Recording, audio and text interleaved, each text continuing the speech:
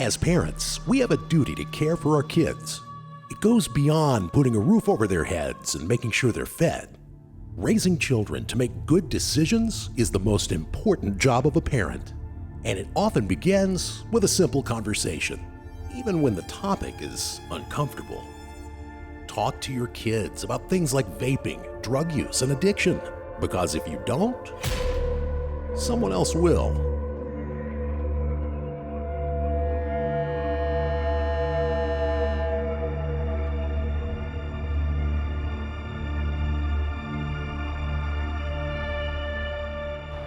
How would you have described what your life was like? What our life was like before the tragedy, yeah.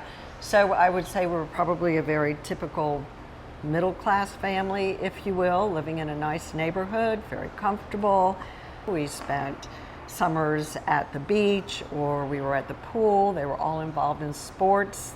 And I can remember as my children were even getting older and older in high school age, and they'd be sitting at the counter and I'd be chatting with everybody and they'd be like, "Oh, you seem like you really care what we're doing." I'm like, "Yeah, I do." Back then, if someone asked you, "Oh, tell me about Tess." She was our delicate little eggshell child, worried about her uniform. Are my shoes okay? Is this okay?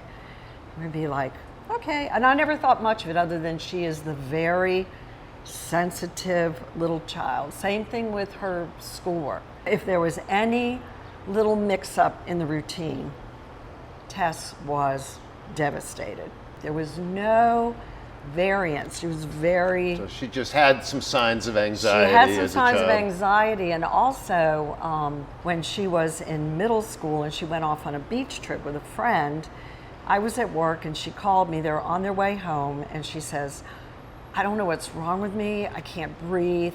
I think I need to go to the emergency room. What should I do?" And then it dawned on me, I said, "You're having an anxiety attack."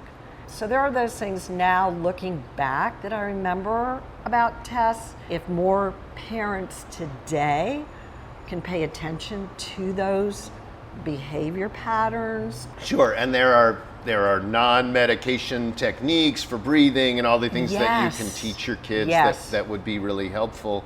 But in addition to that, though, she was an athlete, right? She was a poet. Talk about that. She was very athletic. She was a straight A student, very meticulous all the way through. She loved to write. She had a little poem of hers published when she was like in, I think, middle school or early years of high school. She was an avid reader. She could sit down and she could go through a book in 3 or 4 days. We loved sharing. That was something we loved sharing, which she would read a book and then she would share with me. And but she was extreme in every other way.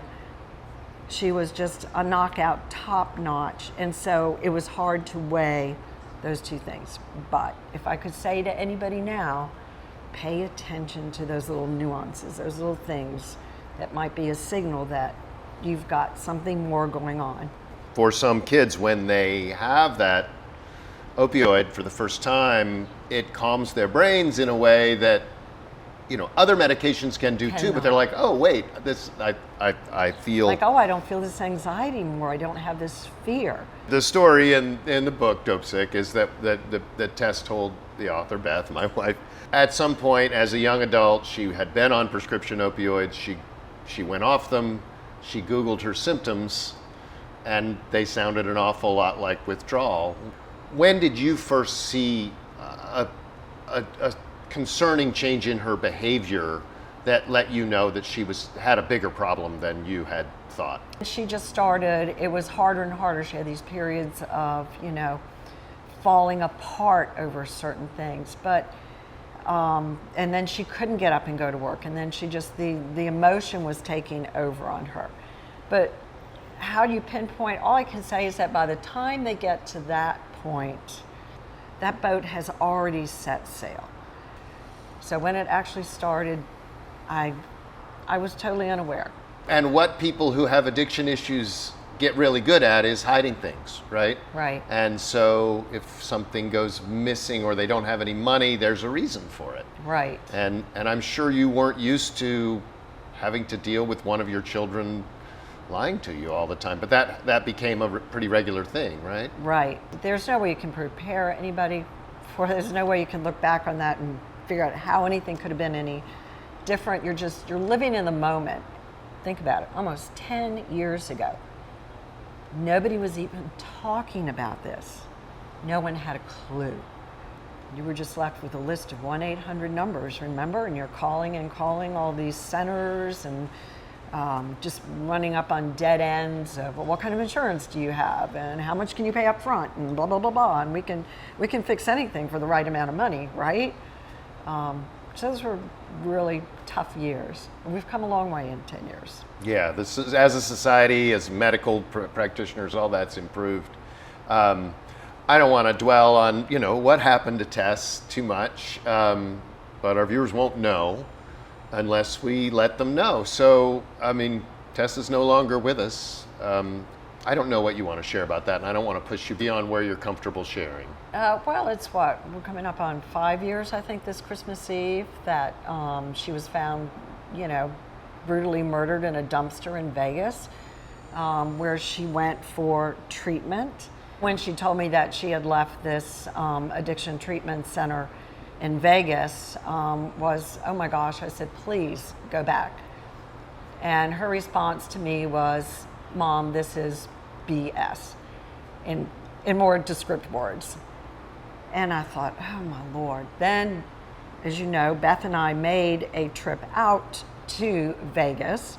We spent several hours talking to the people at this particular treatment center in Vegas. And at the end of it all, Beth and I walked out and we looked at each other and we said, Tess was right. This is BS. You have a young woman like Tess, who at the time was 26, 28 years old, had given birth to her son, who she had lost custody of, was so caught up in her addiction that she was prostituting herself out on the streets,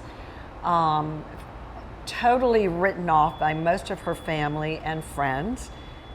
And then you're sitting in the same room with an 18-year-old boy who's going to talk about, his first experimentation with drugs, and then go walk outside this therapy room and smoke a cigarette and giggle up with his friends. Right. Well, and that was before medically assisted treatment was becoming more commonplace. A lot of treatment centers still don't offer it. We don't have time to get into all of that now, but the point in all of that, and I think the focus should be, is finding the treatment that works for that person. One thing that I think back on is I remember approaching somebody in politics and to do more, and they said, well, prevention is the best policy. And at the time I thought, that's absurd. Is that all you can say? But actually now I think back on that, and I think of the work that I've done in the community with the Prevention Council, of going into the schools, of talking to these high school students, of bringing Tess's track pictures, her basketball pictures. The straight A student who graduated from Cave Spring High School with honors, who just 2 years later was prostituting herself out in the street for these opioids. Prevention, again, is key to this upcoming generation. And when I say prevention, I say it now more so in the light of education. Not just a simple just say no. No, educating why you want to stay away from those drugs. Educating them that they are smart enough to make those informed decisions that we didn't have the capability of doing before. Now we do. We've come a long way. The last thing I want to have you talk about a little bit is how important do you think it is that we do take the time to talk to our kids outside of school and make sure that this is something it's not news to them?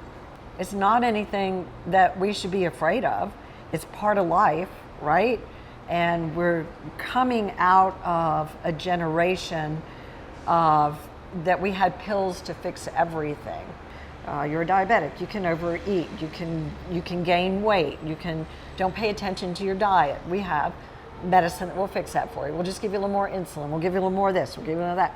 That's called taking responsibility for your life And if it be it medications or any other decisions that you make, and it starts at a very early age. And it's actually a very easy conversation to have.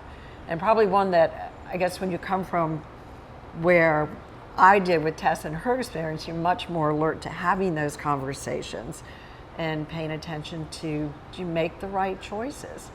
Whether it's what you're eating, whether it's the medicine you're taking, make the right choice.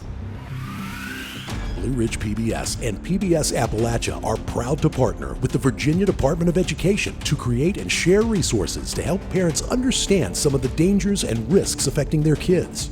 If you or someone you love needs help, visit the Virginia Department of Health website, vdh.virginia.gov.